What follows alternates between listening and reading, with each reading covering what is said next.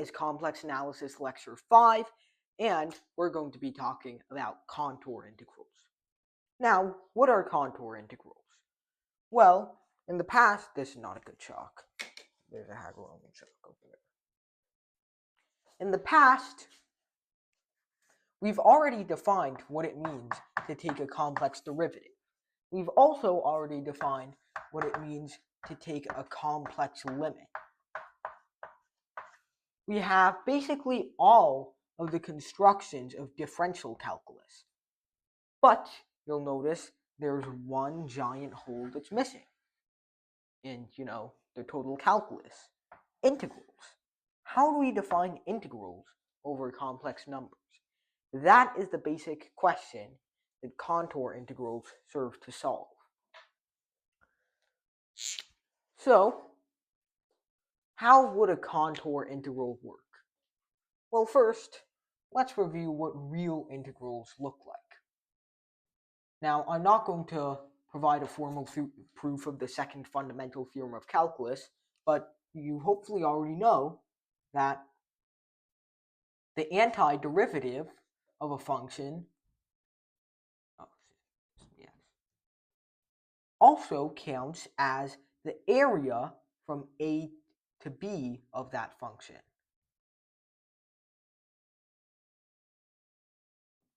Now, immediately, you run into a first big problem when trying to apply this to complex numbers.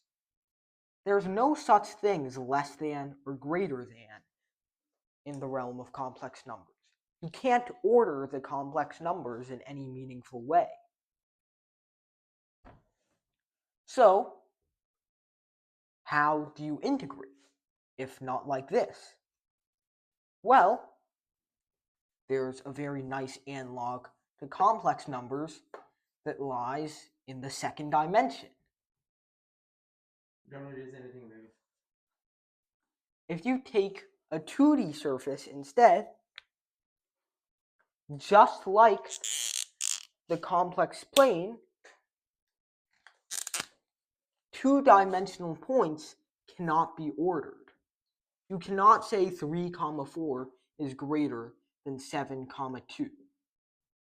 There is no such thing as greater than or less than. Well, there's technically equal to. Well, there has to be an equal to, otherwise nothing makes sense. So, we can kind of think of it like integrals in 2 dimensions. But there's one catch. Integrals in 2 dimensions often take the form of a double integral, which sort of provides the volume under a given space. Once again, we're not here to do that, because volume doesn't really have any meaning in the complex numbers. We can't take a double integral when we're technically only using one coordinate plane. So, interesting.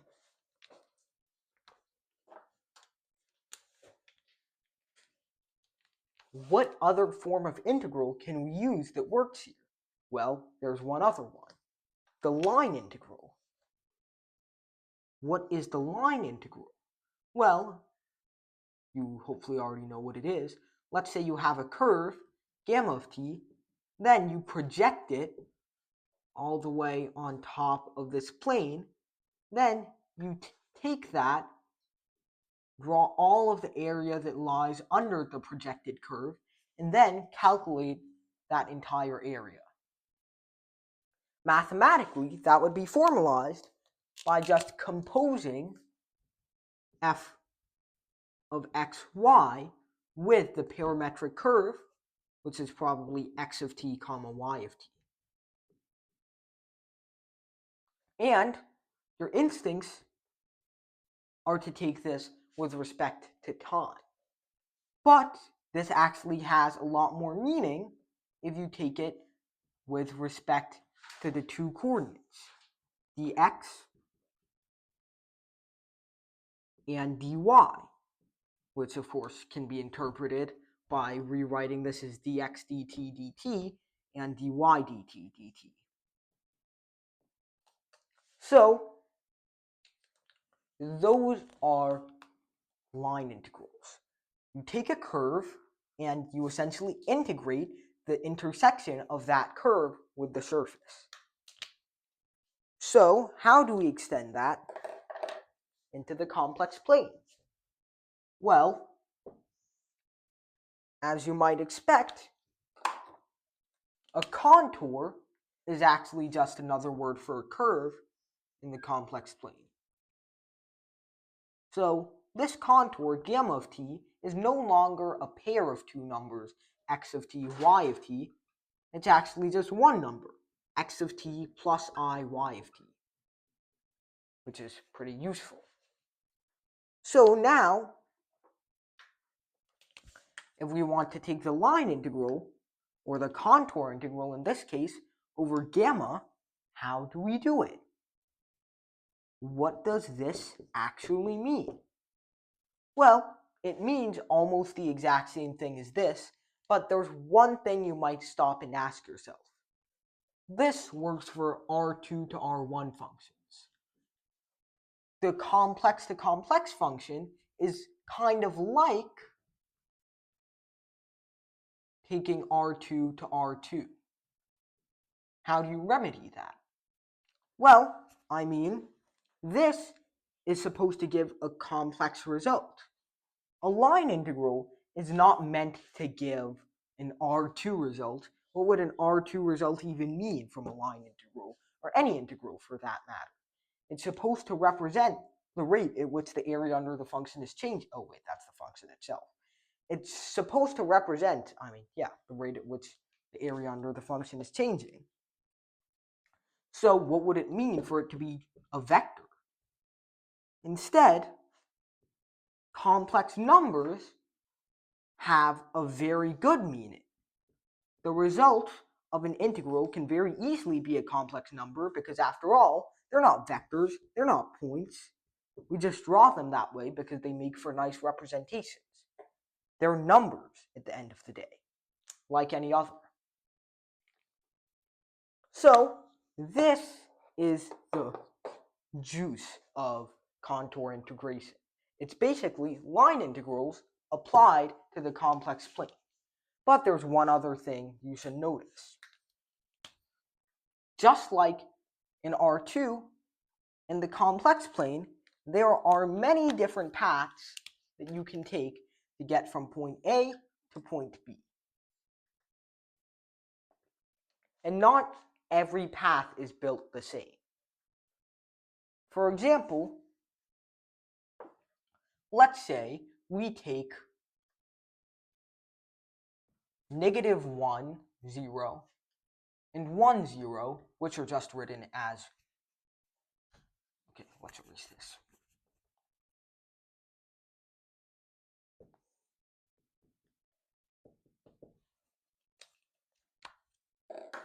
Let's say we have 1, 0, which is just 1, and -1 over here. Now, let's say we have some function, I don't know, 1 over z squared.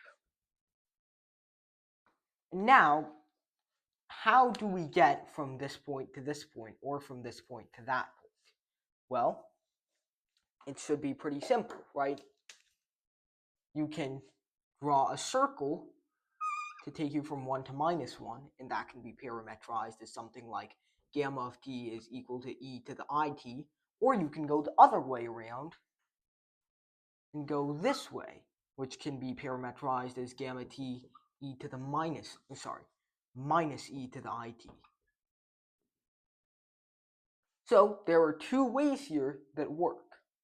But one of these integrals gives you something totally different than the other when you take this contour integral. However, there are some other integrals, say, for example, if you have the 2 points 0 and 1 plus I, well, x squared, I